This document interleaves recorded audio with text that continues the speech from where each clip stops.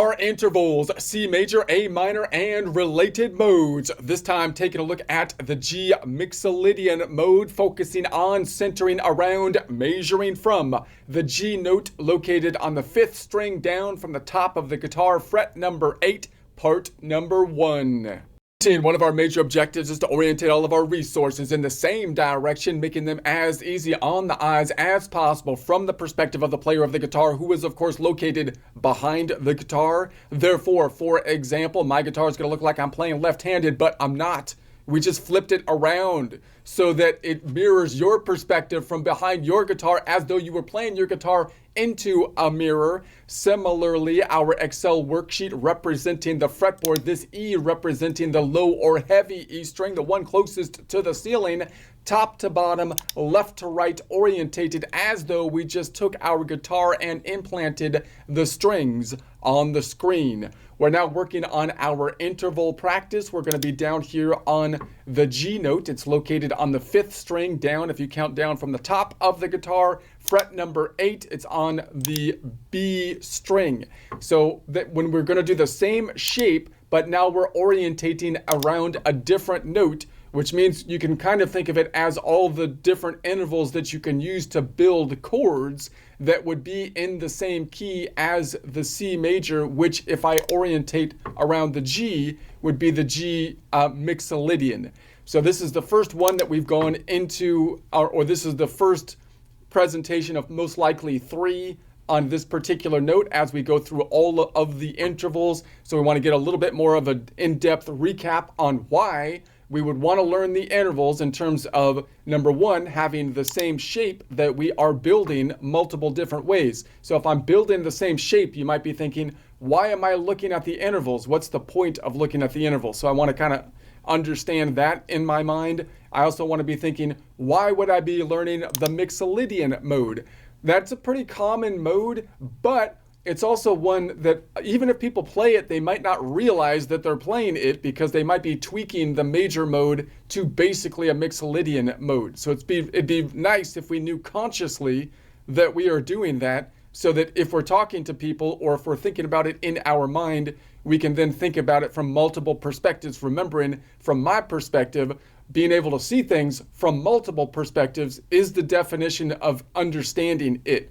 So again, if you've ever taken like a math class or something like this, I know a lot of people don't like math, maybe that are in guitar or whatever. You don't need a lot of math here. I'm not saying you need a lot of math, but you do need some visualization of shapes and whatnot. That's kind of what is happening here, which has spatial reasoning and whatnot, like video game kind of understanding and that spatial reasoning type of thing. And now I forgot what I was talking about with my math metaphor. Let me think for a second. Okay, I remember what I was thinking. You know, when you're like learning a new concept in math and you feel like you understand it, you get the concept, but you see how to do it one particular way. And basically my argument used to be, I would do this in like Spanish class and all the classes. I'd be like, well, I know how I do it. So what I'm going to do is I'm going to listen to how other people think they're saying it, and then I will try to reorientate what they're saying into my perspective so I can see it in this one particular way. And so all of my effort was to try to interpret what other people are doing to the way I see it. And note that is a good practice because you're still interpreting other perspectives, but really that means you don't really understand it that well because you can only see it from one particular angle. It'd be a lot better if you can see it from multiple different angles. So what I practiced wanting to be able to do then for myself and, to communicate with others is I'd like to be able to see it from any perspective that is a legitimate perspective, right? So if someone else says, I see it this way, I'd like to be able to say, oh, I can see how that works. I can see how you're seeing it from that perspective, and possibly then introduce other perspectives, right? Now, if they tell me something that's wrong, I also want to be able to say, oh, I see how you're looking at it, but that's wrong, I think, and this is logically why it's wrong. And if you're talking about something like math or guitar intervals, you can say something is wrong because if it doesn't add up, it's wrong, right? Again, there's nothing wrong in terms of what you play stylistically. That's different. You might like something or not like something, But if we're trying to measure a particular interval and someone says it's 3 notes away instead of 4 notes away, then it's wrong definitionally, right? And you're able to say that, right? Okay, so that's going to be the idea. So we want to be able to, I want to be able to kind of do that, and I also want to be able to measure once again from the bottom of the guitar. So let's give a comparison of the Mixolydian mode, which is also a mode that's highly associated with like blues type of stuff. If you're into that kind of thing, then we can scroll up to the top. Remember, I'm gonna compare everything to the major scale. So we're looking at the same scale, which is you can call it a C major scale, which has all the other modes. I usually play in A minor as a guitar player because I learned this one shape right here, pentatonic shape, and then the 7 note, right? But that means that just like if you're on the piano and you learn the C major scale, you might think, well, that's boring, you only know one scale, but you really are picking up, if you learn that shape, you could play all of the modal related modes related to it because they all have all the same notes to it. So we're working in the same shape. Now on the piano, it's a little bit wonky to shift from the C major to say the D major and all related modes. Why? Because there's not a uniform spacing of the white notes and the black notes. The piano is laid out in the key of C major, which means that all the black notes are the half steps. So if you shift everything up, then although the wholes and halves ship up in a uniform fashion like on a spreadsheet, it's not going to be perfect with regards to where the half steps lie with the small notes. On the guitar, it is a perfect shift up, right? So again, you can't really do that like with your fingers. It's not like I can play this position and then I'm just going to take this whole fretboard and shift that shape up in my mind. I can do that in theory. I can't do it tectonically or tactonically. I can't do it with my fingers as easy because I'll have to learn the new position. But if I know it in theory, it'll be easier to get my fingers to do it, right? So that's going to be, that's why we always keep on working in this one position. This one position works well because it has a check figure, meaning if I hit a flat or a sharp note, then I'm out of key technically, whether I'm playing in C major or any of the related modes. That gives me kind of like an internal control from an accountant standpoint if something is out of whack, right? And I have that, and I have the nice beauty of this being what many people call a position 1, which you might call a G-shaped C position if you want to use the caged system, in which case I have to name it after the major scale, because here's the G shape for a C chord right there. And that position happens to be right in the middle of the guitar, which is perfect because that allows us to grow naturally up both sides of the guitar rather than learning down here, which is good too if you're learning open positions, but then you can only grow up this side of the guitar. I can't learn anything behind this position because I run into the nut, right? That's why A minor, C major on position 5 is like, I think, the ideal position to learn intervals because it's right in the middle of the guitar and we can reach basically back and forth within it. Noting that when I want to move around on this guitar, then how can I do that? How can I learn the shapes? Well, I can learn the shapes. I can cut the fretboard into 5 shapes, which is quite common. Those tie into the shapes of an open position chords, and they do that because of the tuning of the guitar, which is tuned so it fits 4 to 5 fingers, because we have 4 to 5 fingers.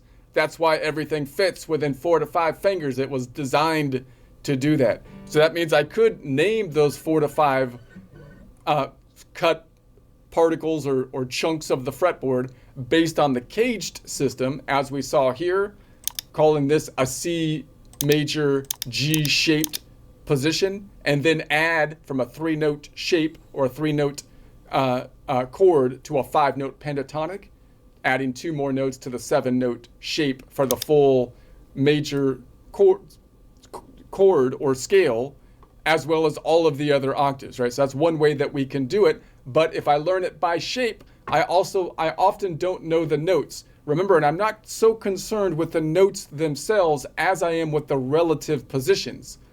So that's why we name it with the first, the second, the third. Why? Because if I move from C major to D major, if I memorized all the notes in C, that's not going to transpose when I go up to D major. What will transpose is the relative positions, right? That's why we learn, the relative positions. So I can also basically learn this I can build this shape by what we call formula, whole, whole, half, whole, whole, whole, half, which most people only learn from the major scale, which means they're very limited. We're limited to build this from that formula if I can't also build it from position 2, meaning build it from the perspective of the Dorian scale, which just means I build the same shape from the second bit. So we might talk about that in a whole nother course or section.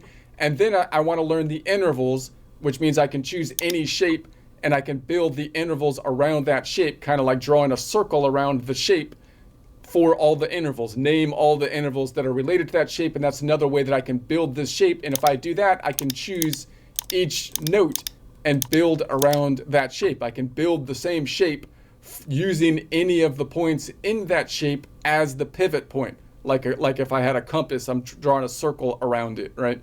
And that's what we're doing here. That is particularly good for learning chords, because that means I learn, you can think of all of these intervals as like a 2-note chord. Some people will debate that you can't have a 2-note chord, but a power chord is basically a 2-note chord because most chords have 3 notes. I don't want to get into that mess, but we can basically call it like a 2-note chord. And then of course, if I compile more of those intervals in relation to the center point, I can make a 3-note chord or a 4-note chord, right? And I can pick all the notes that are in the key that we are in. All right, so that's going to be the general idea. Now note that you might not play in Mixolydian a lot. The reason I say that a lot of people do play in Mixolydian, although they might not know they play in Mixolydian, is because many people like to play in a blues kind of thing, which is fun, really fun thing to do. When you play in a blues, every time I get to the Mixolydian, I kind of want to point this out. What you can do then is oftentimes there's different kind of conventions with the thing with the blues thing that's kind of funny is that it's kind of a wonky thing. It's kind of if you learn poetry and it has a particular meter in the poetry, right? Like Shakespeare has his whatever poetry meter that he has, but he doesn't always use that, right? Or if you have a nursery rhyme, you have a poetry, but you don't always stick exactly to the meter, because if you change the meter a little bit, then it makes it wonky. It's a little out of touch, right? So that means that if I do something that's a little wonky, then as long as it's still structurally sound, then it sounds cool. And the blues is like the major, until they went to jazz and went way crazy. The blues was the epitome of that to some degree, right? Because it's basically blurring the line between a minor scale and a major scale by blurring the third, and it's blurring the seventh mainly. So that means, and so we could kind of think of it, some people think of it as this position 1, and we think of that, and we try to bend that position 1 into basically a major position. In that case, I'd be playing from A blues, and we can bend. So I don't want to get into that too much. That's a whole nother thing, but I just want to point that out because a lot of people think about that. And that's why this position 1 is so ubiquitous, because it was used like, I think the idea was that it was like the position that people knew. And so they kind of designed their whole playing system around that position. So that's kind of a cool way to do it, because then you get these bends in place and whatnot. That's kind of cool. But the other way to basically see it is that you're going to be in like the C, like in our case, we're looking at a C major, right? So if I was using this shape, I usually think of it as an A minor or a C major. So if I was in the C major, I can take the major scale, and I can basically take the third of the major scale, and I can go back and forth between, that's like the blues note, between the minor third and the major third. That's one of the things that we can do. And then we can also take the seventh. We can take the seventh in the major scale, and I can flatten it to a minor 7. That's one of the major components.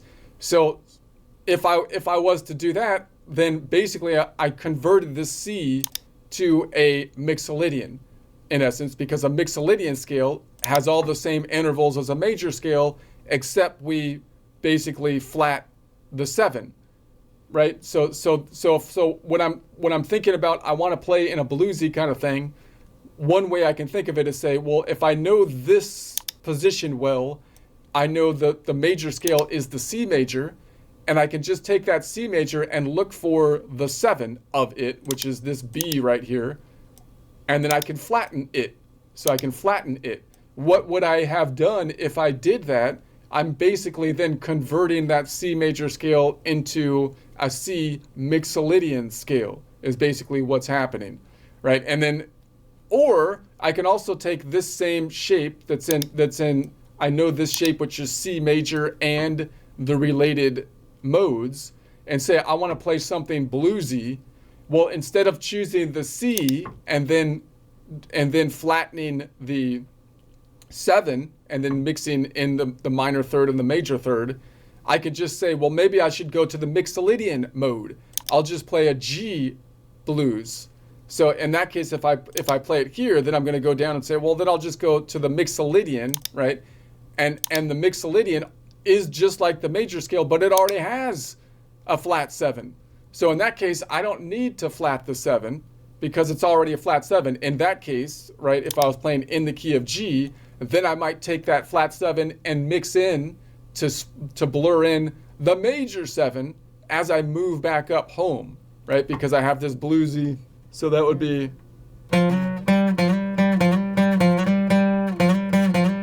Right, so I can kind of do that, and then I can always throw in that third, right?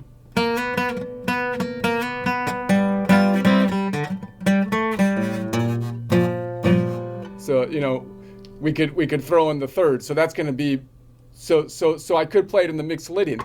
Now you could do the same thing with the Lydian because it's the other major mode.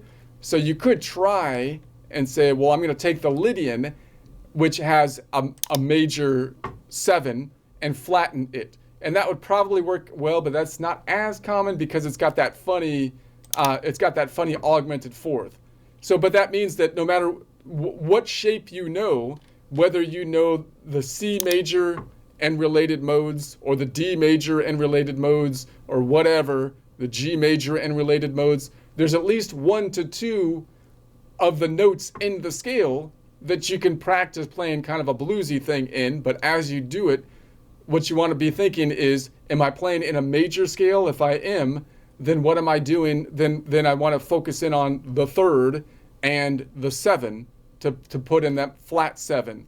Or I can look at the minor, I can look at the Mixolydian, in which case I already have the flat 7, and I might want to smear in the major 7 as I go home, is going to basically be the general idea. Now also just realize that the other funny thing about the blues is that when we go from chord to chord, so if you go to the 1 chord to the 4 to the 5, 1, 4, 5, then we always, it's almost like you're switching from a Mixolydian to a Mixolydian to a Mixolydian, because each of the ones that we switch to, we're going to put in a flat 7. So in other words, if I was playing in the C major blues, what would I be doing? I'd be playing in the key of C, but I would be flattening the 7, right? So when I flatten the 7, that note is out of the key of a C major. And then when I go to the 4, I would normally be in Lydian, but I also need to flatten the 7. So basically I kind of converted it to a Mixolydian, right? And then when I go to the 5, it's the only one that actually has a flat 7, so I don't have to add then the flat 7. So you can kind of think of it as a parallel construction. What you're doing is you're basically going the 1, 4, 5 as though you're going from the Mixolydian is the 1, the Mixolydian is the 1, right? When you go from the C, you go C Mixolydian, and then you're really going to like an F Mixolydian, and then you're going to like a G Mixolydian, as opposed to going to C major, then to F Lydian, and then G Mixolydian. Now note, like if you don't know anything about the modes, that would make absolutely no sense, right? Because you've learned the convention, and this is where this modal kind of construction is important.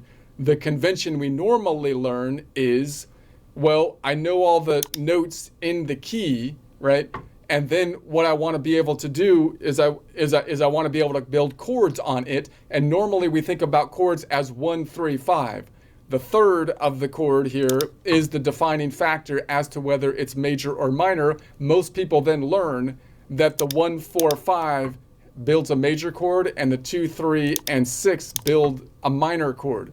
Now the problem with that when we get to the blues is that we get a 7, and the 7 doesn't follow the normal convention, right? So there's a couple problems with learning that way. One is that you're stuck playing in the major scale, because I don't know which chord goes where if I played anything other than the major scale, because I just memorized that the 1, 4, 5 is major and the 2, 3, and 6 is minor, which is like a math shortcut that works sometimes but doesn't work all the time. And also if I go beyond the 1, 3, 5, such as the 7, I don't know which 7 fits, right? So if I was just playing here and someone showed me a major blues in the key of C, I'd be like, well, wait a sec, the 7 that you're using doesn't fit because you used a flat 7, right? So I have to know, if I knew modally what happened, it would make sense, right? So I'm going to say, well, this is a C major, therefore the 7 has a 11 note away major 7, and if I did a bluesy thing, I would have to flatten the 1. And then if I go to the 4, normally this is an F, which is basically the Mixolydian chord. This would be the Mixolydian chord, which normally has a major 7, therefore I would have to flatten it. But when I go to the 5, if I know that that's the Mixolydian modal chord, then I know that it already has a flat 7, because that's the differentiating factor. So you see the problem here is the 7 doesn't follow the normal convention of all the major chords have a major 7 and all the minor chords have basically a flat 7. See, that's where we run into the problems. Now with the blues, everything is more like parallel. So we're not really going from an Ionian modal chord to a Lydian modal chord to a Mixolydian modal chord, but instead we're going kind of more like a Mixolydian jumping to another Mixolydian scale, jumping to another Mixolydian scale. That makes it all uniform in terms of everything's kind of parallel, but everything is not in the same key. And those are the two ways that we can kind of mess around with playing. Do I want to be playing something, and when I jump to the next chord, I play in a whole nother scale that happens to be the same scale? Like I go from C major to, then when I go to the 4, I go to F major, and then when I go to the 5, I go to G major. It would be the same for the 1, 3, 5, but it will differ if we go to the 7, 9, 11, and 13, if we have a more complex chord that we're putting in play here.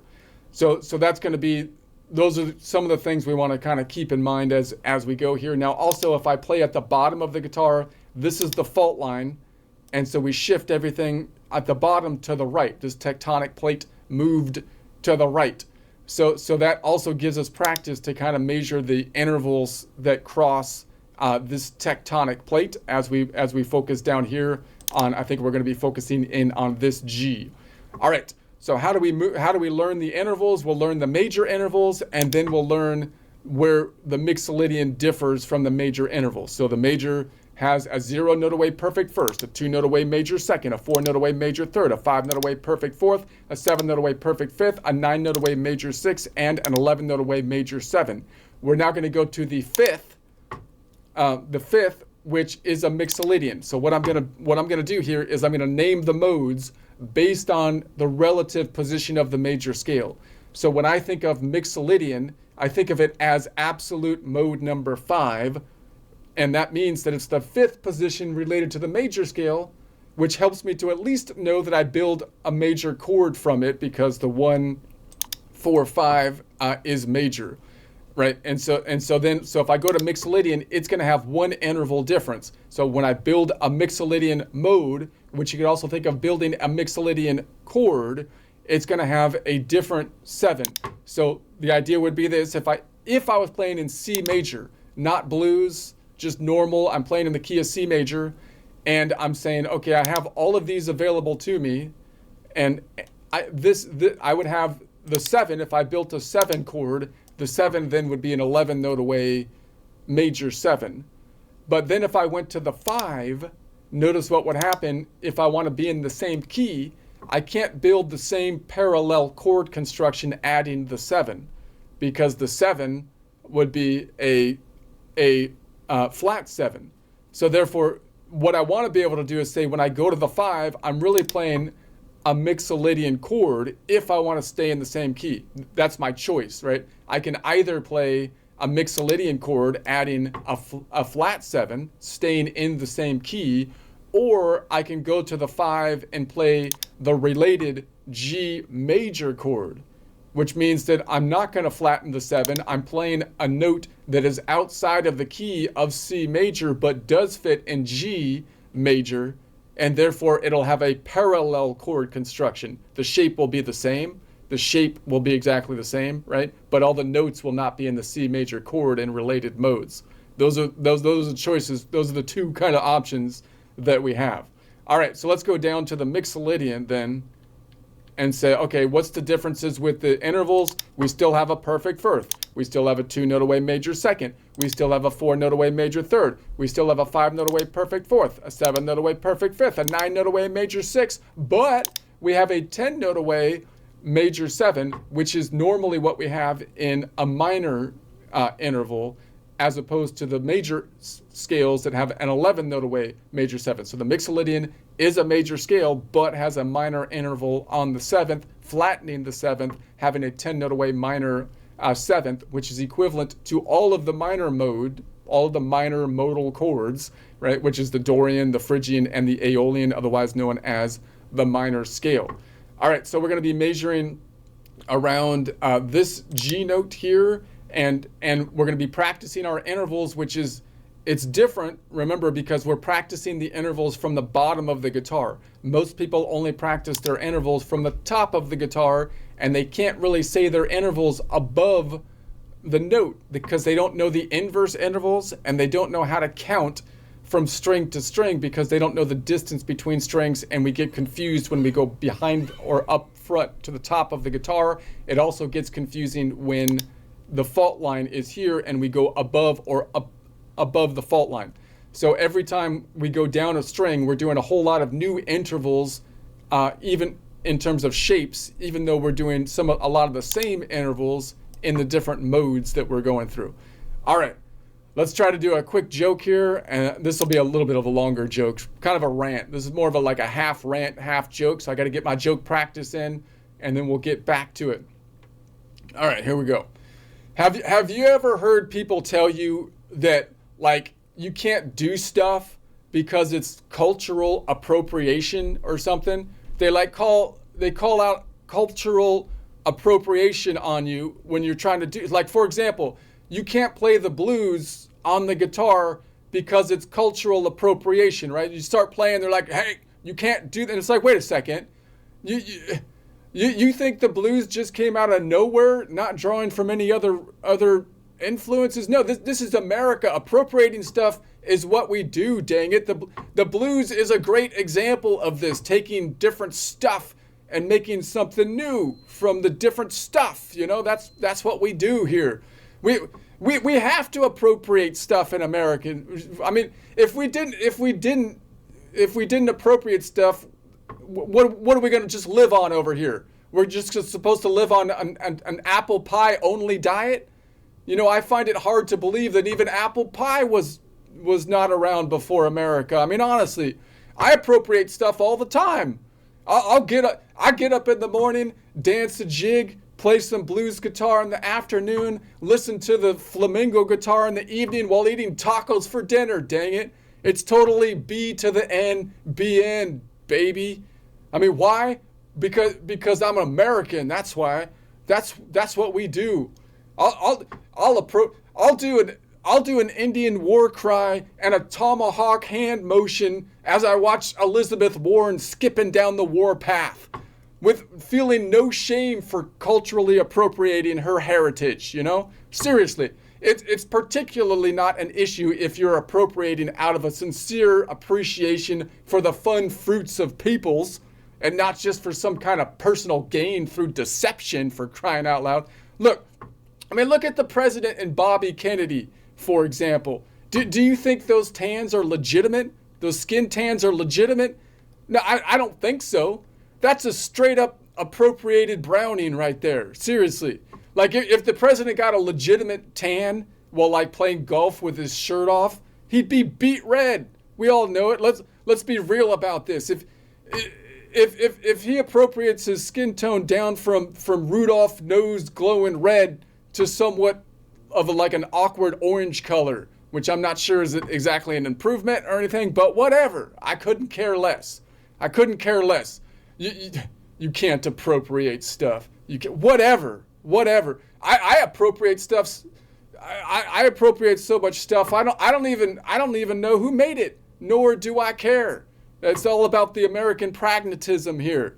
Does it work? Is it fun, productive, and or useful? Then we should appropriate. Notice that not all stuff fits these criterias, by the way. Like, for example, if you have a habit of violence and like stealing stuff, even when you don't like need the stuff, but you just like stealing from people willy-nilly, possibly completely lacking in self-control, you're probably a worthless thug that needs to be in jail, you know? Most likely a result of appropriating the wrong part of like pirate culture. Like you appropriated pirate culture and it, you know, that's not good. It's okay to appropriate like the pirate culture's fine pirate hats. Everybody can go around wearing pirate hats and stuff. That's cool. But let's leave the thuggery and theftery off. You know, we don't have to appropriate everything. You know, that's the point. We can pick and choose which stuff we want to appropriate. Plus, there are some rules here on the appropriation of stuff. The Constitution and whatnot, you know? I mean, key components including all men are created equal under the law and property rights. These are kind of the fundamental natural law kind of things. They got some rule. There's a few rules. But if the cultural thing that we're talking about does work, is fun, productive, and useful, or useful, and does not violate natural law or human rights, then I say let's do it. You know, let's appropriate that thing, man. Let's tinker with it, mix and match it, see if we can contribute anything worthy of somebody giving us the honor of wanting to appropriate it. Yeah, I doubt anybody wants to mirror what I'm doing because it may make you look as dumb as me. But if they do, I'd take it as a compliment. All right, so we're starting off with the zero note away perfect first. The perfect first represents the position, which is going to be the first position, even though I'm looking at the Mixolydian mode, which I'm giving an absolute numbering system of 5 because that's its relative position to the major scale. And then this 0 represents that it's 0 distance away, or it could be 12 if you're going to another octave 12 notes away around the whole circle. So in other words, this one, of course, if I took any of these strings, let's take this one in particular from the first fret to the 12th fret, and we wrapped it around in a circle, and then we started at this G as though we're on a clock, then note that I can go clockwise or counterclockwise around the clock. If it's a 12-step clock, then I will get back to the same starting point. Therefore, there is no real inverse distance when we're looking at the intervals for an octave if we're thinking about it as just getting to the same note as opposed to like taking into account like an octave up and so on, which is what we are doing here. So let's go above it. If I go above it, therefore, I don't need to worry about looking at whether it's going to be an inverse distance. When I go above it, there's a distance of 5 notes between each string, unless you're going between the B up to the G string in this case. Notice most people measure going down, but now we're going up. So the only time I go up and there's a distance of something other than 5 notes is when I go up from the B to the G string, and therefore instead of going straight up above it, I have to go diagonal to get to that 5. I'm not going to go straight up above it to get to 4 because I want to count in 5s when I jump up the strings. That's how I would typically do it. Otherwise, it's going to be a little bit more difficult to count because most people don't like counting in 4s. So we're going to say this is going to be 5 here. So then I'm going to go out to this G. Let's measure it this way. So it's going to be -5. I call it -5. And then I'm going to go back down, going this way, -5, -4, -3, -2, -1, -0. So let's go from here. So I'm going to say, boom, from this G, -5, and then 4, 3, 2, 1, 0. Boom, boom. So it's actually the exact same note. So if I go up one string and cross the fault line, this is the only time I would cross the fault line, then the octave is going to be 4 frets forward. That, of course, means 12 minus 4, it's 7 frets back, but I'm going to be mainly looking for the shortest, distance if I was able to go both up and back, which is why we're starting in the middle of the guitar. So what if I didn't cross the fault line? If I was down here, I wouldn't cross the fault line, and I would be right there. And if I was up above the fault line somewhere, say for here, for example, then I wouldn't cross the fault line if I go up one string. Therefore, generally, if I go up one string, the octave is going to be 5 frets forward unless I cross the fault line, which only happens if I start on the B string, in which case if I go up one string and cross the fault line, the octave is only 4 frets forward. Let's go to the next one up. Let's crank this one out. We're going to go up to the next one. Boom. So now we're going to go up here. We're looking for a distance of 12 notes to get to the next octave. It's a 12 note away distance. I'm going to go diagonal up. So this is going to be -5, -10, and 11, 12. Let's do it here. So we're going to go from this point, diagonal up, 5, 10, and then back 10, 11, 12. So boom, boom.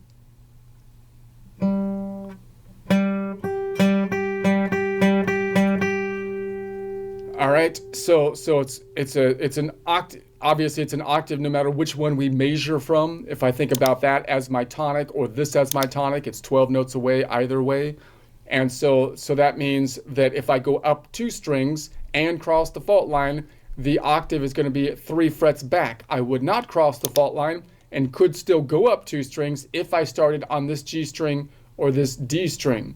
Let's say we started on this G, and then we went up, the shape would look like that, for example. So the general rule would be, if I go up 2 strings, then the octave is 2 frets back. Notice if I start from here to here, that's probably the most common that people see to get to an octave, but we want to be able to see it from the bottom going back up, which although we see the shape from top to bottom very clearly, many of us, we don't see it the other way around. Again, similar to the alphabet, where we know how to count one way, but we don't know how to count the other way. And there's no reason for that other than we just practice all the time going one way than the other way. We just haven't built the track in our mind to go the other way, right? It's not like someone had, like a lot of people think people have some kind of special skill. People do have special skills and they're better at seeing certain things and whatnot. But the guitar, like many things, contains a huge amount of different kind of skills. So some people might catch that on better, and some people might do other things better. But what I'm trying to get at is nobody really gets these kind of concepts just off the bat. I work on this every day, right? That's why I'm building very slowly the connections to be able to see things backwards and forwards. I can't say the alphabet backwards anywhere near as fast as forwards, right? Because I don't practice doing it. If I did it every day, I think I could. It's just memorization. So we want to memorize visually and tectonically and tactilely with our fingers to see the shapes. But again, a lot of people, the reason I point this out is because a lot of people on like when you look at instructions on a YouTube or something like that, or the general practice is for someone to do something super cool. It's to make them look like they're some kind of genius, which maybe they are a musical genius, but that's not the point is that they practiced a ton, and then they show you like a 4-minute video, and like, well, you should be able to pick this up in 4 minutes. When obviously they didn't pick it up in 4 minutes. They've been practicing it their whole life, you know. So it seems kind of deceptive. Although I don't know, maybe that's the best way to. I'm not trying to pick on anyone on how they do their video. I can understand why you would do it that way, but I'm just saying you can build the memorization slowly over a long time by just doing this kind of practice. And then once you know that, then when you improvise, you will have a lot more flexibility because you've now put it in your mind. Just like when you sing the alphabet, you can sing it in a whole different ways. You can do different tempos. You can sing it. You don't have to sing it like it was on Sesame Street, like you're 5, because now you can sing it to jazz or something if you wanted to, because you know it that well, you know? Anyway, I don't know what I'm talking about. Let's go to the next one. I'm going to go up here, let's say, and so now we're going to go up to this one. The reason I picked jazz is because it has an irregular rhythm, right? So if you're trying to sing the alphabet to like a jazz tune, it'd be kind of weird, right? But you could probably do it because you know the alphabet. Okay, we get it. We get it. Move on. Okay, so we're looking for a distance of 12. This is going to be -5, -10, -15. There's only 12 notes in the musical alphabet. Let's bring it down by going 15 minus 12 is -3. And then notice that math, by the way, also might seem a little complicated. 15 minus 12, I have to do this in my head and whatnot. But it's always the same, right? I'm always going to get to 15 minus 12, which is 3. So even if I don't do math in my head that much, it's not like I'm doing a lot of math in my head, because we always end up at 15 because I'm counting in 5s, and there's only 12 notes in the musical alphabet. So it's always going to be 15 minus 12, which we start to memorize as, oh, that's 3, right? So it's not like, again, it's not a lot of math that we're trying to really understand here once you get down to it, although it could look overwhelming at the beginning. So anyways, 3, -3, -4, -5, -6. What did I do? So this is going to be 5, 10, 15, 3, -3, -2, -1, -0, or octave. That's how it should go. Let's do this. So we're going to go here, -5, -10, -15, -15, -15 minus 12 is 3, -3, 2, 1, 0. All right, and so that means that if I go up 3 strings and cross the fault line, the octave is going to be 2 frets forward. Now, there's only one time I wouldn't cross the fault line and could still go up 3 strings, and that's if I was starting on the G string. So that would be up here. So the general rule is if I go up 3 strings, the octave will be 3 frets forward unless I cross the fault line, which would happen 2 out of 3 times that I could possibly go up 3 strings. That would be on the B or the bottom E string, in which case if I go up 3 strings and cross the fault line, the octave will only be 2 frets forward. Let's go up to the top one. So now I'm on the top one up here, and notice if I'm on the top string, if I'm measuring from the second string to the bottom, it would be easier to measure the bottom string because it's closer, and then the top string will be the same. So I could go below it, which means I would normally have to take the inverse distance of what I've been doing above it, but I don't here because it's 12 notes away whether I go clockwise or counterclockwise around the clock.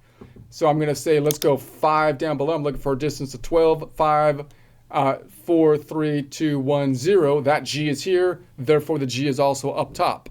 But let's count it up to the top, which would be -5, 10, 15. 15 minus 12 is -3. 3 plus another 5 is 8.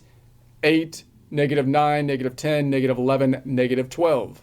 All right, so let's do that. So we're going to do it here. So -5, -10. -15, 15 minus 12 is -3, plus another 5 is going to be 8, 9, 10, 11, 12. So way back here. So that means if I go up 4 strings, I would always cross the fault line because there's no way I could go a distance of 4 strings unless I think about going around the top of the guitar without crossing the fault line. Therefore, when I go up 4 strings, I will cross the fault line, and the octave will always be 1, 2, 3, 4, 5 frets back. If I go below it, we already kind of measured this out. I don't have to take an inverse distance or anything. It's still 12 notes away.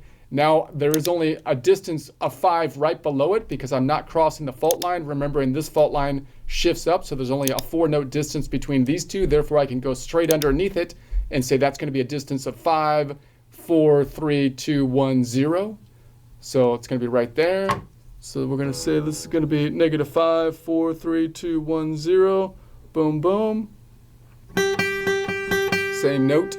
So that means that if I go below, if I go 1 string down, the octave will be 5 frets back, unless I cross the fault line, which would only happen on the G string if I'm going down, which would be here. So if I started on that G string, then it would be this destination point got shifted forward closer distance. Therefore, the rule is if I go down 1 string, the octave will be 5 frets back unless I cross the fault line, which only happens on the G string, in which case if I go down 1 string and cross the fault line, the octave will only be 4 frets back. All right, so let's move on. I won't do another joke because that was a long joke. So let's just do the next one. We're going to go to the second here. All right, so now we're doing a 2-note away major second. Remember that if I want to think about building a chord from this A, like building from this A note, then I would be on the Aeolian. I'd be on the Aeolian, meaning I would build a minor chord, or it would be all the notes from the Aeolian if as measured from this A. And that's useful to note if I was playing in the key of Mixolydian. And how could I know that? Because if I say I'm playing in the key of Mixolydian, I would say I'm playing absolute mode number 5, 5 being the relative position to the major scale. And that means if I'm playing the second of absolute mode number 5, then I can say this is the second. It's always going to be whatever I'm on. The second minus 1, or minus the last one, is going to be 1 plus what the mode I was on, which is mode number 5, which will give me mode number 6, which is the Aeolian. I know that's a little bit wonky. You can always just basically, it's going to be the next. You can count down from 5, right? 5, 6, 7, and there's only 7 notes, and then it goes back up to 1. So if I'm on the second position of mode 5 Mixolydian, if I'm on the second position of mode 5 Mixolydian, then it's going to be, 5 plus 1 is going to be the Aeolian mode. But right now we're measuring the second, this A, as it compares to the G up top. So this would be like we're building a chord from the root note of the G, and we're not doing the normal 1, 3, 5, but now we're adding the 2. Now when we add the 2 from a chord construction, we can't just say it's going to be, it's an even number. So what we do is we go 1, 3, 5, and then the 7, that's the last note, and then we go around and we call it a 9, even though that's equivalent to the 2 in essence. I'm not getting into octaves here. So that means that we're looking for a 2-note away major second, which could also be called a 2-note away major 9. This 2 representing the relative position of the scale, this 2 representing the distance, noting that a 2-note away major second is the same interval that we would see in the major scale, and it's the same interval we'd actually see in the minor scale as well, which is kind of weird because normally we would expect the perfects to be the same in the major scale and the minor scale. But for some reason, the major second is also the same in the major scale and the minor scale. It's only flattened on the Locrian, or I'm sorry, well, it is flattened on the Locrian, but it's also flattened on the Phrygian scale for whatever. So we won't get into that now. That's beyond the scope of what we're doing. Let's get in. Let's do this. We're running too much time. You're pulling too much time, man. Breaking your own rules. So we're gonna say 2 notes away. If I go 2 notes away on the same string, it would be right there. 2 notes away from this G. Sounds like that. 2-note away major second, 2-note away major 9. Let's go above it. So now if I go above it, if I wrapped this string around in a circle from this fret, from fret 1 to 12, and I started on the G, and I wrapped it around in a circle, if I go a distance of 2 notes around the circle one way, that would be equivalent to 12 minus 2, the inverse distance to go around the other way, which would be 10. So whenever I go above it, I have to take the inverse distance. So I'm going to take the inverse distance when I go above it. It's going to be 1, 2, 3, 4. We happen to have the long one right off the bat here. So, which is 6 notes away. So when I go above it, I'm going to take the inverse distance of 10 to get there. So it's a 2 note away, major second. 12 minus 2 is 10. And I have to go diagonal to get there. So that's going to be -5 going this way because we're crossing the fault line. 5, -5, -6, 7, 8, 9, and 10. Now this is 6 frets this way, which means it's also going to be 6 frets this way because that's the equilateral triangle.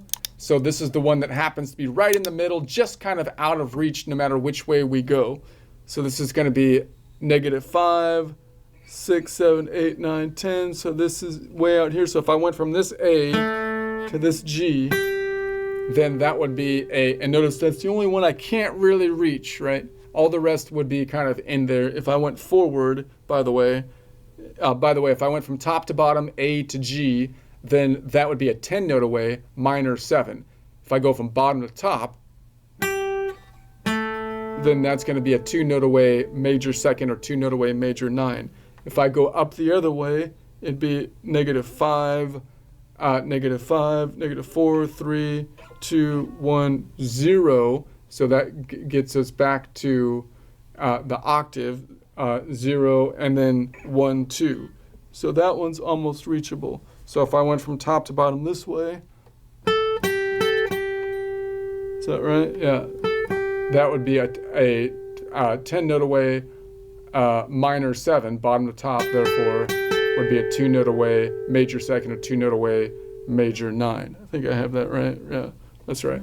Okay, so that means if I go up 1 string and cross the fault line, then the 2 note away major second or 2 note away major 9 will be 6 frets back or 6 frets forward. But that's the only time I would cross the fault line. If I was down here, then I wouldn't cross the fault line. It would be out here.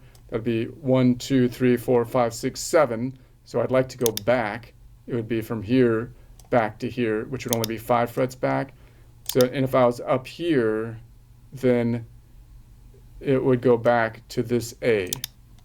Okay, so the general rule is going to be that if I go up 1 string, the 2 note away major second, which could also be called the 2 note away major 9, will be 1, 2, 3, 4, 5 frets back, unless I cross the fault line, which would only happen on the B string, in which case if I go up 1 string, the 2 note away major second, which could also be called the 2 note away major 9, will be 6 frets back, which also means it would be 6 frets forward. We would be right in the middle. Going forward in that case might be the better way to go because it's possibly reachable because you're on the shorter frets of the guitar towards the body of the guitar.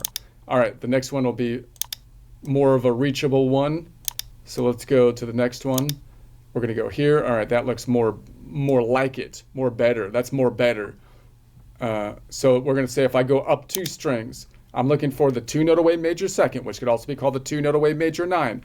Inverse distance, 12 minus 2 is 10. I have to take a diagonal because of the fault line. So it's going to be -5 and 10.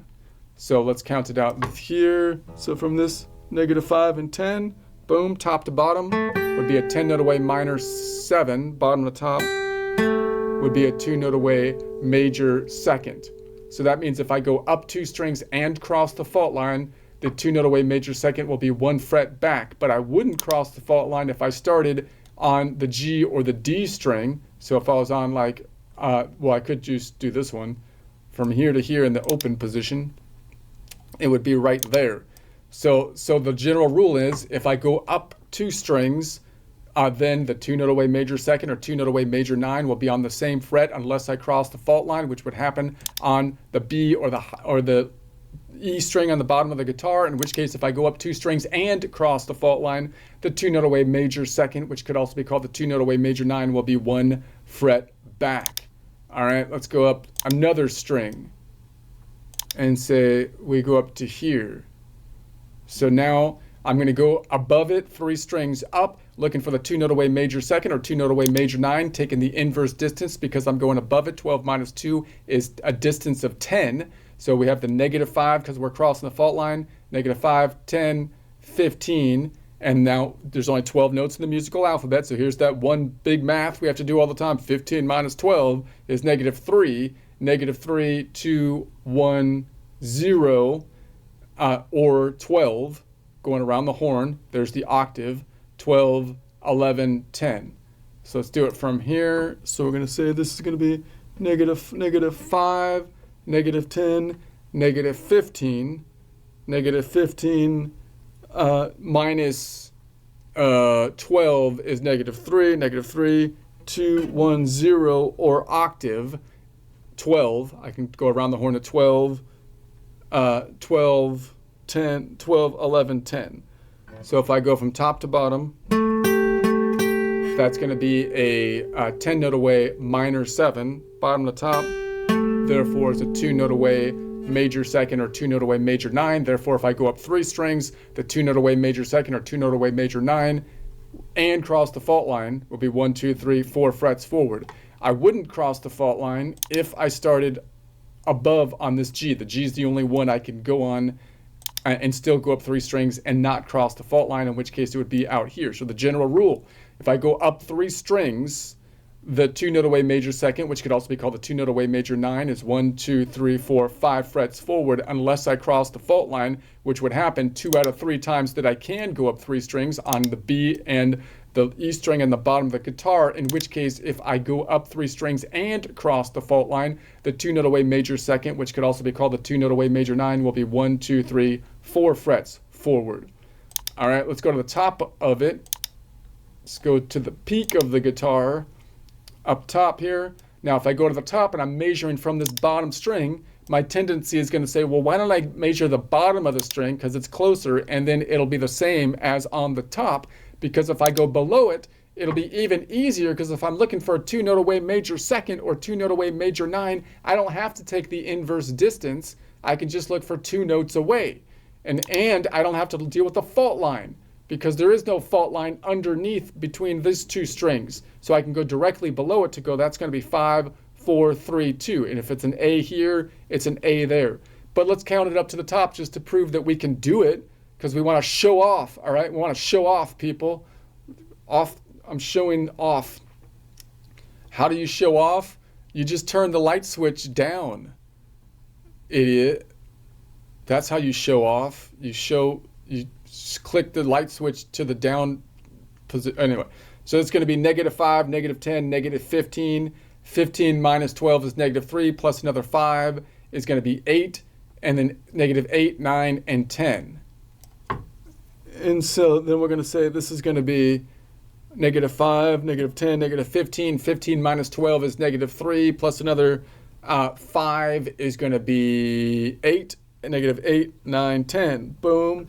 Top to bottom from this A to G would be a 10 note away minor 7, bottom to top, therefore 2 note away major second or 2 note away major 9. Therefore, if I go up 4 strings, I will always cross the fault line, because you can't go up 4 strings and not cross the fault line unless you're thinking about going around the top of the guitar. So therefore, the 2 note away major second, which could also be called the 2 note away major 9, will always be 3 frets back.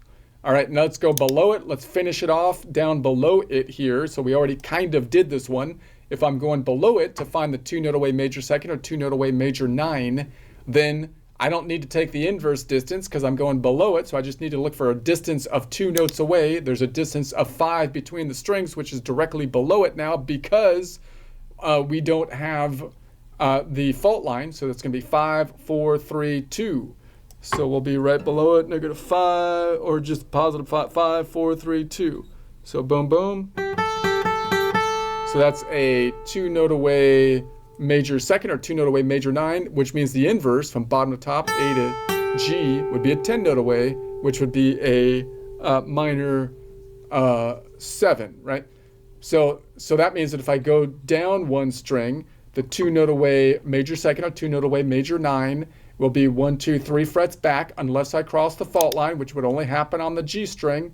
So let's go to this G out here, and then it would be here. So the rule is, If I go down one string, the 2-note away major second, which could also be called the 2-note away major 9, will be 3 frets back unless I cross the fault line, which only happens if I start on the G string, in which case if I go down one string and cross the fault line, the 2-note away major second, which could also be called the 2-note away major 9, is 2 frets back.